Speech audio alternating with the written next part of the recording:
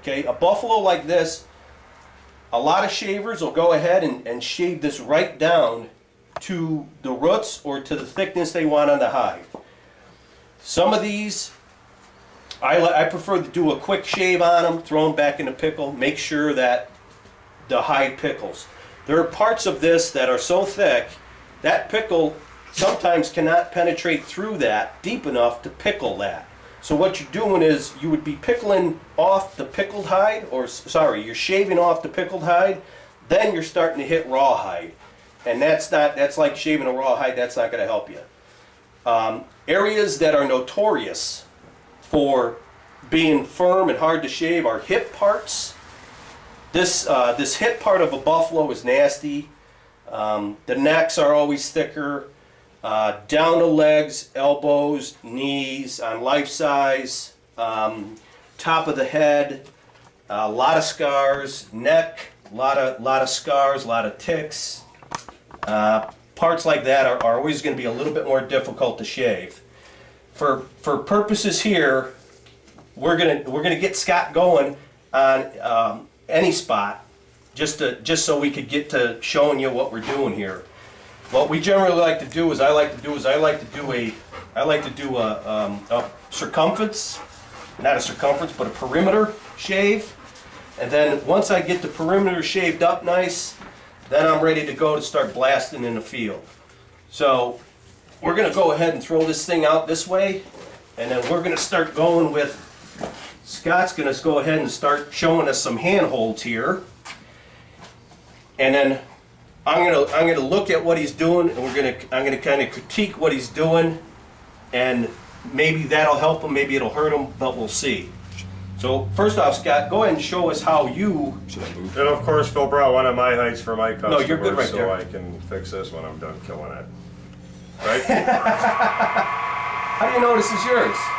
Just To read the tag? Just a guess. Just Okay. a guess. I want you to watch Scott's handholds here.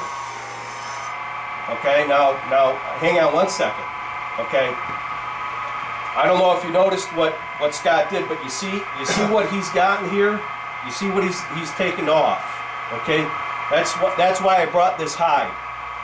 A dirty buffalo in a pickle can clearly see the difference. Now, Scott, you could maybe talk to the folks. Have you ever ran that big of a cut before? Not the way I had my guard set up before, no. I mean, this is a big, it's not even big, but it's bigger than what I was getting. And then look at the thickness of it. You were talking about potato chip. Look at the thickness of that cut. He right there, he's taken off 1/8 of an inch. Easy. Okay? Hopefully you could see that, but that could probably turn into a dog biscuit or something. That's a kind of cut that I like to do. One thing I want to point out about Scott here is put your hands back on that thing, and I'm going to. All right, now dang it, that's why because I was on the edge. I know. I don't want to get you all upset. This is how I was doing it. Okay, that's fine. Now go let me see your handholds in the field. And don't do it because I told you to do it. All right. I was always basically, when I was doing it, I was running it.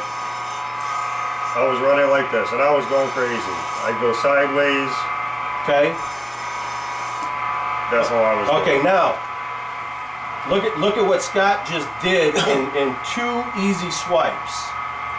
The performance of that blade is outstanding for a guy of his capability.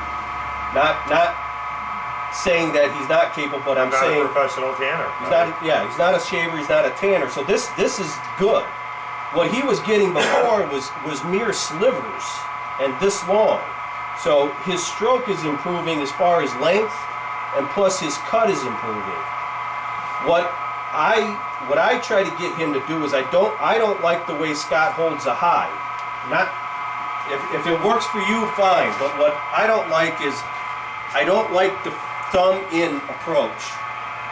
What you're going to do is as you're cracking out here.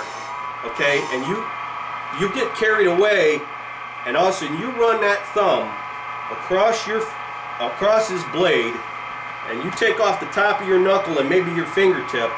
you're going to be out for a long, long time. And once that blade catches your nail, it's going to go in and it's going to cut it off. I always shave.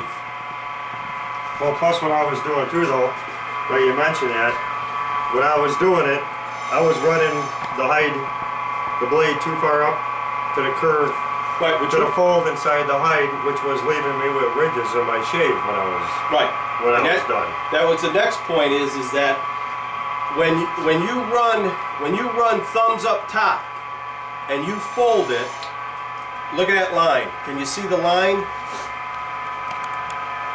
It's pretty pronounced, that edge. Okay, can you see it there? That is what will happen when you run a folded hide across that part of the blade. You need to be, the blade needs to be down in the field. Down here, not up here. And you notice how I grab it, is I grab it like this. And then what we do is we bring the blade and then we pull it. Now you see where that bound? You think we should get that off to the side of this? Yeah, we're gonna get them off in a second here. But you can see that that's more of a substantial piece of fleshing here. That you're as a taxidermist, this is going to be pretty good. If you could average this, you're not doing too bad as a taxidermist. There's good thickness in this and there's good length and width. So go ahead and move yourself back over here and then we're going to get a bird's eye view of our shaving here. So I want you to come back in here. Scott? Taking a sip. Taking a sip of what? Don't worry about it. All right. All right. I want to now go into a new part. All right, we'll get this guy up a little bit. Right. Is this cool? Yeah. Okay. Now now look at that. That is. Scott was not. It cuts about 8 inches long. Scott was not pulling cuts like this before. Not even close. Not even close.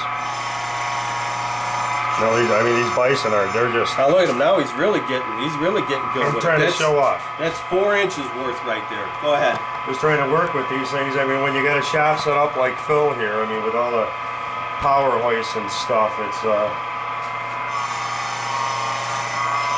Okay, now what we're gonna do is these are nice. I mean, he's really doing that's a hell of a job right there. This is like night and day compared to what he was doing 2 days ago. Now I'm gonna show you something here, how critical the steeling is. Okay, I'm gonna manipulate the steel. I'm gonna manipulate the lip here, and you'll see the difference in these cuts. And I'm gonna just manipulate the lip without moving the guards, and you'll see the difference of the cuts that Scott makes with the same exact stroke. This will give you guys an idea of how important. Now this was just a mild cut. That was good. Like if you take another pass of that, right, you're going to be actually. I made 2 passes there on, say, this part, and you could see right here. We've gone every bit of 1/8 of an inch here, and you're seeing a little bit. You see the little tint of blue here. Okay, that's getting close to right where you need to be. Like if I get up in here, okay, and you're seeing a little bit more. I just did that to show you, but you see this round spot here, how that blue is popping out versus the pink. This is getting down to where you want to be as a shaver. You want to get to this blue, and that's going to give you. You can just see the difference. That's like, look at that hide. It's like a wet dish rag. Look at that hide. Okay, that tells you right there. You're getting good. Boy, that's gonna really tan up nice, and that's gonna stretch really nice on a mannequin. So I'm gonna alter the lip here.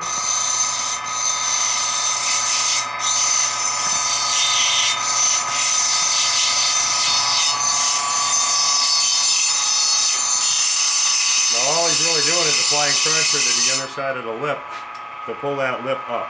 Well, actually, what I did is the reverse of that. You go down? I went down because I want it now. So that's what I said. I thought that was a mild, but I thought. Now jump back over here, and I want to show the folks.